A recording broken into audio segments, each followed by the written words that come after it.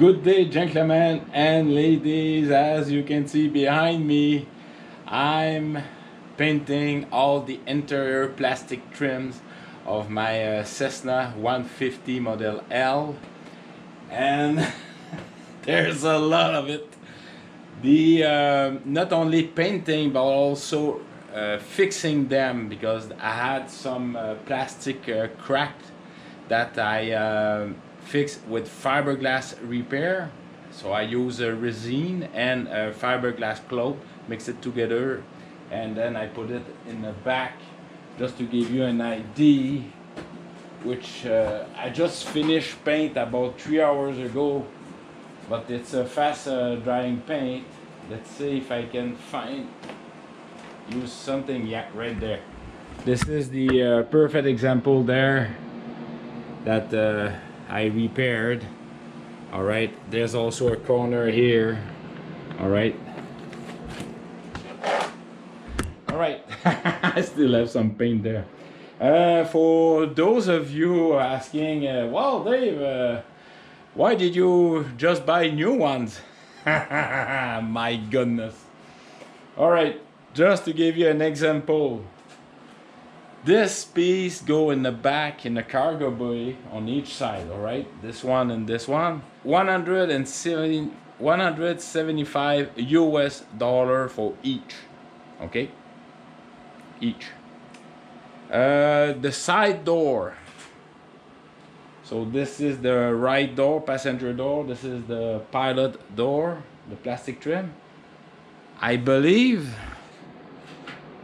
no, sorry about that, 175, 225. All right, US found. The roof, this is the top part of the cargo area, the roof. So I repainted. It's a foam insulated, and I had some crack. The price for the complete roof was 400 something. So this one has only crack, and I will have to do some repair later on. The back here and this one come on the price of 175, both of them. All right, and I had to do some repair. All right, you can see the hole there, and also another one there. Now, that's what I've been doing since the last 2 days. It took me about half a day to remove all the plastic trim. Then I bring it here, repair it with fiberglass. These plastic trims, they were changed in 2001, because except the rear of the back of the aircraft, but this one and there and those have been already changed. I mean, the aircraft is in 1971, and in 2001 someone changed it. All right, now I'm going to show you at the airport. I'm gonna aim at the airport, because this morning what I've done, starting at 6 o'clock in the morning, yesterday I washed my RV, the roof of my RV. Then I treated the roof of my RV. Then I'm very busy, like you can see. Then I went to paint, but I discovered something interesting that you may want to see on the aircraft itself. I know it's a hot topic from tractors, subcompact tractor, chainsaw, lawnmower tractor, snow blowing. But I know you're interested to see that, and I think you're gonna like it. So let's go back there. Already there this morning, so it's half an hour in, half an hour back. So I'm gonna spend 2 hours on the road. But what a man can do to keep my videos entertaining. All right, stick around. Cheers. I think I'm running on vapor with the fiberglass and the paint. It's got some effect on me. All right, let's get out of here. The roof of my RV, just to as a personal info, it's a rubber membrane, the top of the roof. And the RV center always have the perfect product to buy, to clean and to wax, to protect. And I bought this foam. Look at the foam. It's it's sliced like and it worked very good to applying protective coating. It's silicone base, and it's also helping the roof greatly. And every year I live near the aluminum factory plant, and it creating a lot of dust, and the roof, definitely the rain gutter get blocked, just to tell you how much dust that we have in the air here. All right, so let's go to the airport. Stick around. All right, folks, so I've been painting the aircraft at various places where it needed, without compromising the weight of balance. The total that I add up, it's not even 2 pounds of paint, including my trim that I have in my garage. So basically what I've done is just repaint, resealed all the window.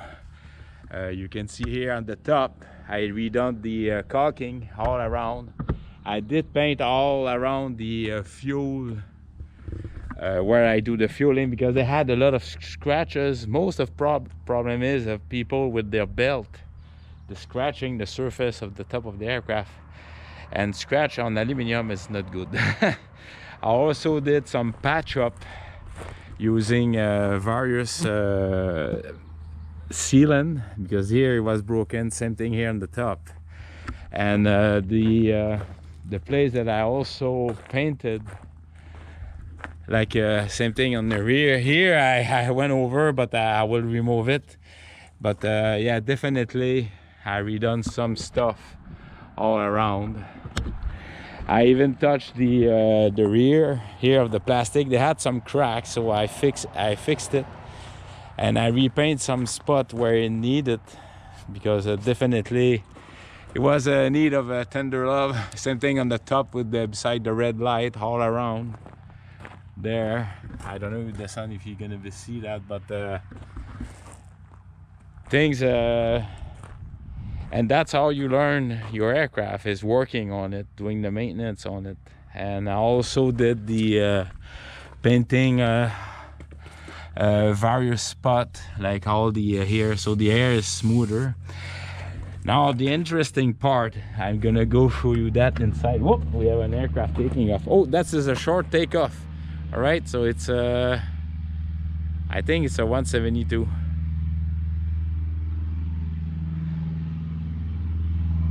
So this is 100 meters. No, it's a 152. 200 meters, nose up. Here we go, he's airborne. There's 2 people. 300 meters. 4, 5, he's just clear 50 feet. So at that temperature right now, with the temperature, he needed 500 meters. So that's all close to 1,300 feet to clear on asphalt. The wind is not that much. It's not even 2 knot facing wind from the east. So that's something interesting. All right, but there were 2. All right, now the interesting part. Look inside. I removed the trim, like I told you. This is all the door mechanism, the stuff like that. Now, the reason why I put the paint tarp here is I have nothing to do, but you can see the just hold that, the top portion. Now these cracks, I will fix it with the proper sealant. The roof here, it's glued to the aluminum, so I didn't remove it. But look in the back. I don't know if you're gonna see. So you can see the cables. I hope you're able to see that, the cable. I'm just gonna move some control here. Just hold on. Let me have. This is the. You see the. This is the trim tab cable. You can see. If I go on takeoff or landing mode or stuff like that. The orange box. This is the ELT. This is a positive one. It's connected to the antenna you see outside with the wire right there. But there's an antenna in there if you use it. All right. The aircraft inside was painted. What I think is the plastic trim from 1971 to 2000, someone removed it and did simply painting it. That's what I think. All right, as you can see too, I remove all the carpet. The fire extinguisher used to be there, but for me putting all my equipment right there, it would be in the way, so I put the fire extinguisher right there. It's all mounted. All right, this is the for the flap actuator cable. You can see on each side right here. Okay, I'm trying to you. All right, so I paint like and the front here, I'm not gonna do that because it's tough going. All right, it's I don't want to mess up the cockpit. There's a crack here I want to fix too with the proper sealant. And right now, what's the temperature? It's almost, it's 95 degrees Fahrenheit. So that's 32, 34, 35 Celsius inside the cockpit. All right, you can see the old speaker. But the interesting part for you folks, all right, can you imagine yourself driving your car and having the fuel line within inches of your head? Well, on the Cessna, that's how it does. All right, can I touch? Yeah, all right. I'm just gonna move the roof here. Just hold on, because I have some play here. All right, you see the valve there? This is the fuel line coming from the right fuel tank. Now on this side, I still stick. So and all right, so this is the fuel line going down, and I have the other one fuel line right here coming down, and it's going towards the on-off fuel valve right between the two seats, right? Well, not on the seat, but lower seat. All right, so for a couple of days this week, and evenings and days, I work on my aircraft to make it a little bit more pretty. I also did paint. This had some corrosion on it, so I painted it, and it's all sealed also. And I did fix, like I told you, various spots, like you can see right there. All right, so I hope my video this weekend will be interesting for you folks. It was a good thing because that I came back today, because I was here this morning. I completely forgot my roller and my pan just in front of my friend. This is a very important member of the club here, and I put it on the rubber pad and I completely forgot. So it was a good thing that I come back. I want to show you an interesting aircraft, so stick around. You see the yellow and black aircraft behind me. Very nice color. 4 months ago, we were all together in the same class, and each member of that group was represented a class of between 5 to 9 student pilot, and usually roughly from a class of 8 to 9 guys, only one will make it at the end. And we were 5, and they all make it. I'm the last one, and one of the gentlemen who was a part, he already had an aircraft. It was too light for him, so he sold it, and he saw this aircraft in Winnipeg. So he didn't have his float rating. This is an aircraft you can land on airport and also on water. So he went to Winnipeg, get his court, and he flew back that aircraft. And that aircraft is not flying fast. It's 80 miles per hour roughly. And he's got a very nice camp.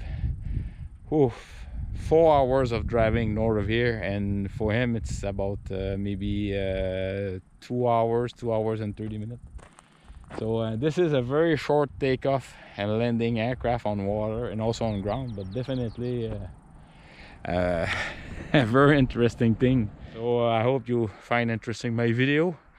Just remember folks, share our knowledge, and we have an outstanding tractor lover, firewood maker, windmill, and various forest living, land living farm living videos that we have in our tractor community. And definitely remember, folks, life is very good. Take care of yourself. All right, cheers. All right, folks, so I'm right in front of the aluminum Rio Tinto aluminum factory plant. These chimney that you see, they were built back in the 40s, and they used to be covering everything from all the way to the end there behind that electric distribution center and all the way there. And these chimney, basically, I don't know if you're going to be able to see on the video, but they're putting straight through all the dust that we have in the air, and that's coming out in our house when the wind is from the east. When it's from the north or the west, we're okay, but right now it's coming in the east. Now they're rebuilding the factory. Like you can see there, there's no pollution at all, and that will be good. So these next year will be put down too, and it's going to be a brand new aluminum factory. So we have less pollution here on the ground, and it's going to be more electrical efficiency, energy efficiency, because it take another procedure to make aluminum. All right. So that was for your personal knowledge. So this is the Arvida Rio Tinto plant, and my house is just 2 kilometers that way. So yeah. All right. So thank you very kindly. Cheers.